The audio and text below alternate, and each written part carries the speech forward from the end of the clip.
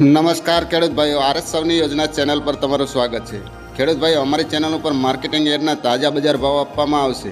ખેડૂત ભાઈઓ, તે પહેલાં જો નવા આવ્યા હોય તો અમારી ચેનલને લાઇક અને સબસ્ક્રાઇબ કરી લેજો, જેથી તમને તમામ માર્કેટના બજાર ભાવ મળતા રહે। તો ચાલો ખેડૂત ભાઈઓ, આપણે જોશું આજના જીરાના બજાર ભાવ।